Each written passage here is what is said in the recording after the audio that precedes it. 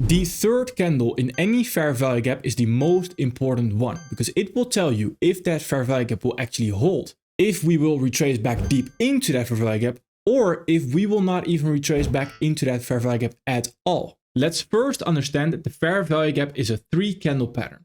So we have the first candle, which is the least relevant one. It doesn't really matter what the first candle is doing. The second candle is always going to be an expansion phase because if we have a bullish fair value gap, it's going to need to expand above the first candle high, creating the body which will be the actual fair value gap itself. Now the third candle is where it gets tricky because the third candle has 3 different options which all tell you different things. The first option is a deep retracement. So if we take a look at the dollar, here we are on the monthly time frame. The first target we established in previous videos as well as the previous month's low right there. Once we reach that target and we go down onto the weekly time frame, and by the way, this again is completely fractal, works on every single time frame, every single market. Then we see once we reach that target right there, we are in the midst of creating a fair value gap right there. But what can we also see? That we have the first candle, perfect. Second candle, expansion phase, perfect. Third candle is an extremely aggressive move higher.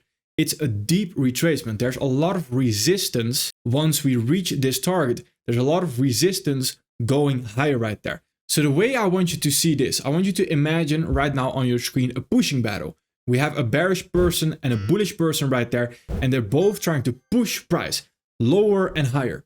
Now, when they both push very strong, that might lead to price not going anywhere, right? Because if they both push hard enough, price is just going to stay in the same place. But if one pushes harder than the other one, so the bearish person pushes a little bit harder than the other one, that in the first place is going to create potentially a fair value gap because there's bearish intention, which creates the second candle, the expansion phase candle of that fair value gap. There's the bearish person pushing price lower. But then the bullish person, whilst coming into a discount rate like the previous month's low, is pushing price higher very strongly as well. And how do we know that price right there is getting pushed higher very strongly?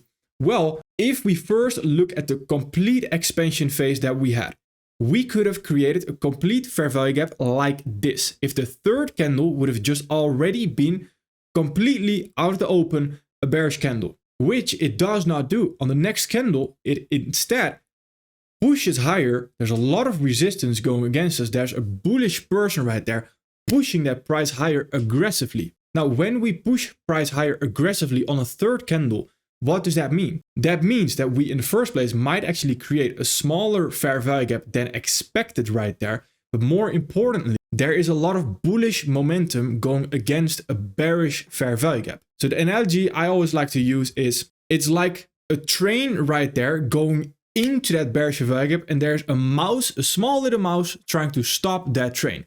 That's not going to work. It's again that pushing battle. They're pushing back and forth. So if a third candle has an aggressive move against the original fair value gap, in this case, an aggressive move higher, bullish momentum, my first thought process is that fair value gap is not very likely to hold. It's not the highest probability fair value gap. And the highest probability fair value gap is the third option that we are eventually going to go over. If we do want to hold right there, then we will most likely see a deeper retracement into the fair value gap, potentially coming into something overlapping, so an order block, a breaker block, to then continue lower. Why? Well, very simply said, because again, it's a pushing battle. If we have a lot of momentum going against a certain fair value gap, we can't expect that fair value gap to just all of a sudden magically stop that bullish momentum right there. It's not going to work. We can't expect that small little mouse to stop that train coming at it. Now, why is that then important to understand? Because once we sting into that weekly fair value gap right there, if we were to go into any confirmation time frame, then people might see already sells right there to continue lower. But that's not a good sell opportunity because we have a lot of momentum going against it. So what do we want to wait for? We want to wait for more confirmation instead if we do want to continue lower. And that leads back to the basics of understanding trading. If we want to be profitable, we don't want to take a lot of losses before we take the next winner. Because if you target a 1 to 2 RR and you take 2 losses right here before you might actually catch the huge winner and we continue lower, then that means that you are break even. Now imagine if you catch 3 losses before you catch the huge move lower, for example, right there, then you are catching a winner, yes, but you are unprofitable. So if you're targeting 1 to 2 risk to reward ratio, then ideally only 1 loss before we take the winner. And in an ideal world, of course, 0 losses before we take the next winner. And if we want to take 0 losses, then there is no shame in just simply waiting for an extra fair value gap lower. And what I mean by that is, instead of your usual entry confirmation, wait for a little bit more than usual. So instead, wait for a 4-hour fair value gap, for example. And off of that 4-hour fair value gap, we can now look for new entries to continue lower. So the first option we just discussed, the deep retracement option, is the lowest probability fair value gap we can actually look to trade off of. Now the second option is already a little bit higher probability to actually look to trade off of, which is the expansion option. The expansion option is also known as a breakaway gap, where again, in previous videos, I mentioned if we close above the second candle high right there, that in itself is, as a general rule of thumb, a breakaway gap. That is true, but there is a lot more advanced details that we can go over to see if it is actually a breakaway gap. So the second option, the expansion option, is where we have the first candle, again, can do anything it wants. Second candle right there is again expansion phase candle, creating the actual fair value gap. Third candle is also an expansion, so it's already continuing higher. When we have this, we can confidently say that this fair value gap is a breakaway gap and we will not trade back into that before we actually reach this draw liquidity right there. So what would you want to do? You would want to look at the lower time frame, so going into a time frame below it, to then look and find new fair value gaps which have the third option, which we're going to go over next. Now, this breakaway gap is quite obvious. Looking at Australian dollar, Canadian dollar right here, I can confidently say we are most likely going to deliver right there into the draw liquidity from that high before we actually retrace back into that fair value gap. And if we do retrace back into that fair value gap, into that breakaway gap, then most likely we are going to see lower prices because it should not retrace that far. Similar to Australian dollar CHF right here, we have that swing high as the current target for the remainder of this week as well. We are leaving behind these fair value gaps. Again, we are most likely not going to trade back into that fair value gap because it is a breakaway gap. The third candle is an expansion phase higher right there. So what we want to do is ideally find a lower time frame fair value gap, which we can already look to continue higher off of instead. But this is quite obvious. What I just told you is not rocket science, but what we do need to go over is candle signs. We have those very obvious breakaway gaps, but we also have the sneaky breakaway gaps. And the sneaky breakaway gaps, to master those is where you also need to master candle signs. So if we take a look at this example on crude oil, we had this as target after sweeping this discount rate at swing low right there. It was the only discount rate that we can still continue higher from. So that right there is what we mentioned in the forecast on YouTube as well. We can continue higher off of that.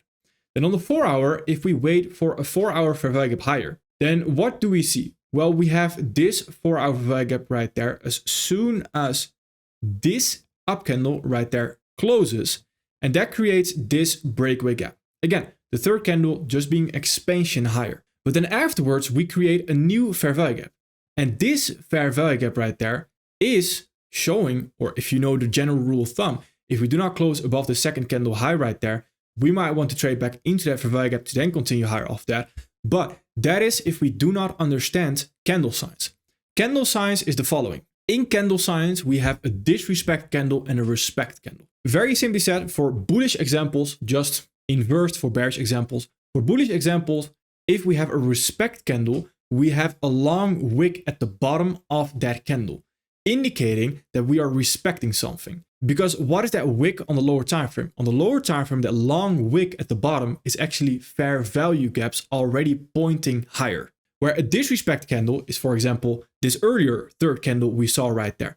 No long wicks on either side of the market, just a steady full body up candle right there. That indicates that on the lower time frame, we also have fair value gaps already pointing higher. So whenever we have a long wick right there at the bottom, what is that actually? That is actually a fair value gap on the time frames below already getting respected. So if we drop into the 1 hour right there, we see a fair value gap on the 1 hour right here already getting respected, meaning it's already been traded into, to then create a new 1 hour fair value gap right there. So at the moment, whilst we have a 1 hour fair value gap sitting right here, and on the 4 hour, we have this 4 hour fair value gap sitting right there.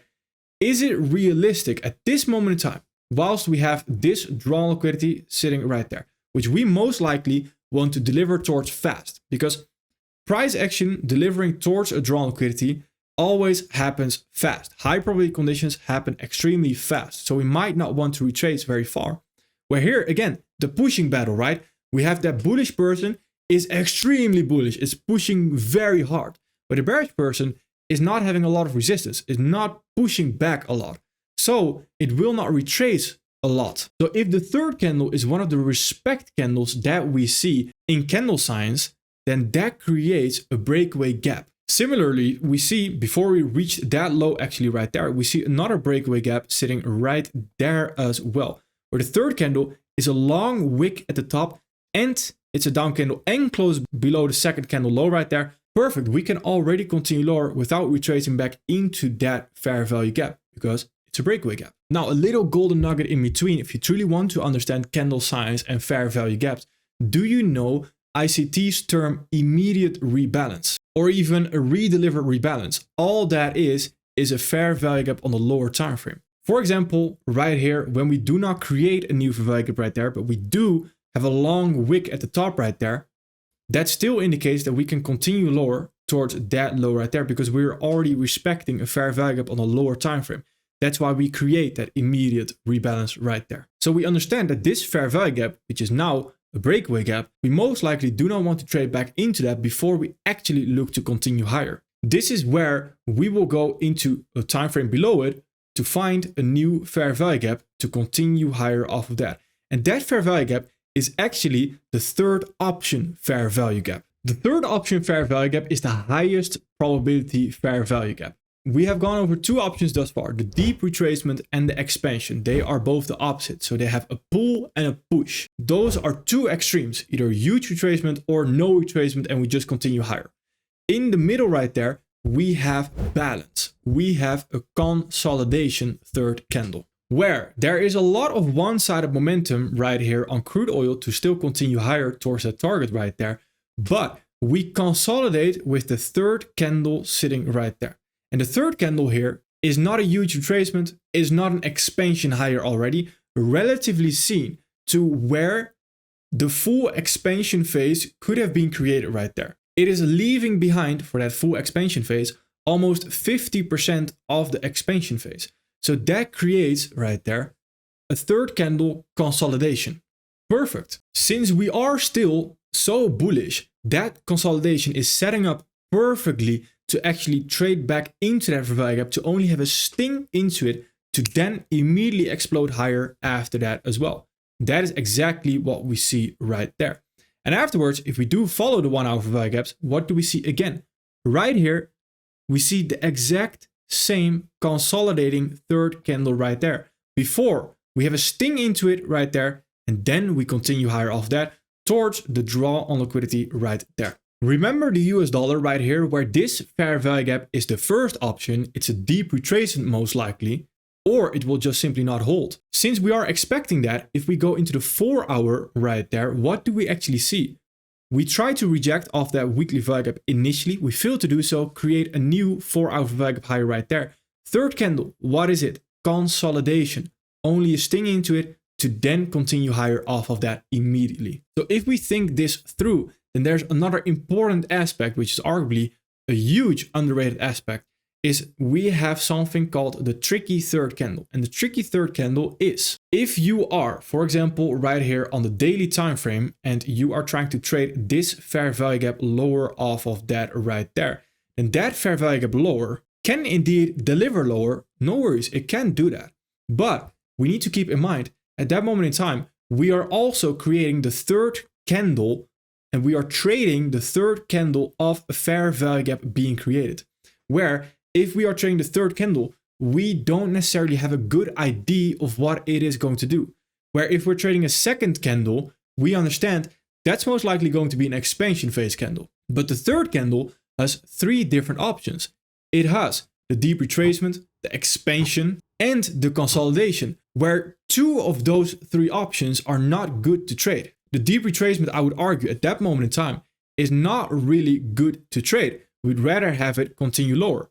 Consolidation is also not the best to trade right there. So if you are looking to trade a third candle of any fair value gap that is about to be created, you are essentially betting on that third candle to be an expansion phase candle and to be a breakaway gap eventually. So that becomes a little bit lower probability. Can you still trade that? Yes, for sure. But you need to watch out for the first signs that might be there that we do not want to continue lower, which is where you need to pay attention to a sweep versus a run on liquidity. For example, that previous candle low right there, we sweep that liquidity and we do not run that liquidity. That indicates that we do not actually want to continue lower immediately. So watch out, same for the daily right there. If we create a daily fair value gap lower, watch out when you are trading the third candle. You can trade it as long as you understand a sweep versus a run on liquidity, which by coincidence will also be the next video that we are going to go over. In preparation for that, you can also watch previous videos that I made on similar topics like that. For example, I have made the sweep versus the run on liquidity video before, but in the next one, we will go into more detail. All right, perfect. Thank you.